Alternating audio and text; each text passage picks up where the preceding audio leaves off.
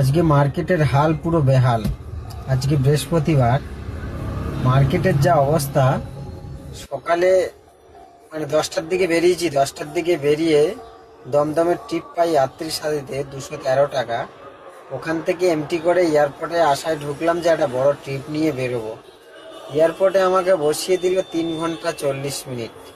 3 ঘন্টা 40 মিনিট পর আগরপাড়ার একটা ট্রিপ পাই, ওখান থেকে আগরপাড়া চলে যাই। আগরপাড়া থেকে আবার রিটার্ন পেয়ে যাই প্রায় 10-15 মিনিট পর নিউ টাউন, সেটা হলো ইকো স্পেসের এখানে।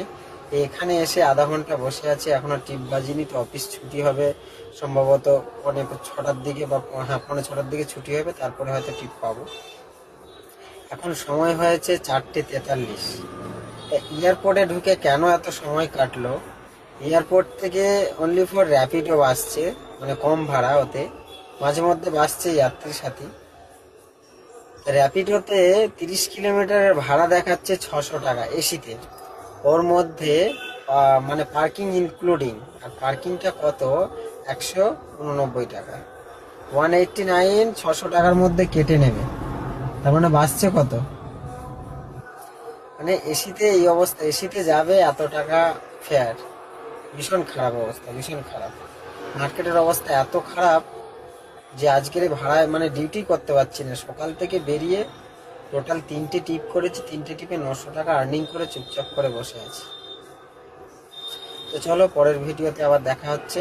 টাটা। আজকে মার্কেটের হাল পুরো বেহাল। আজকে বৃহস্পতিবার, মার্কেটের যা অবস্থা।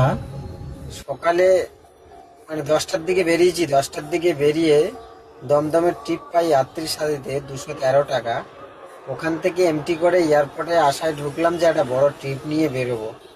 এয়ারপোর্টে আমাকে বসিয়ে দিল 3 ঘন্টা 40 মিনিট। 3 ঘন্টা 40 মিনিট পর আগরপাড়ার একটা ট্রিপ পাই, ওখান থেকে আগরপাড়া চলে যাই।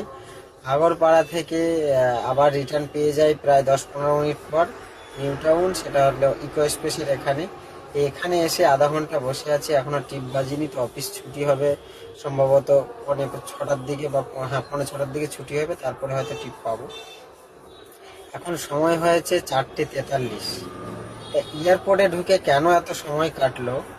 এয়ারপোর্ট থেকে অনলি ফর র্যাপিডো আসছে, মানে কম ভাড়া ওতে, মাঝে মধ্যে বাসছে যাত্রী সাথী। র্যাপিডোতে 30 কিলোমিটারের ভাড়া দেখাচ্ছে 600 টাকা এসিতে। ওর মধ্যে মানে পার্কিং ইনক্লুডিং, আর পার্কিংটা কত? 189 টাকা। 189, 600 টাকা।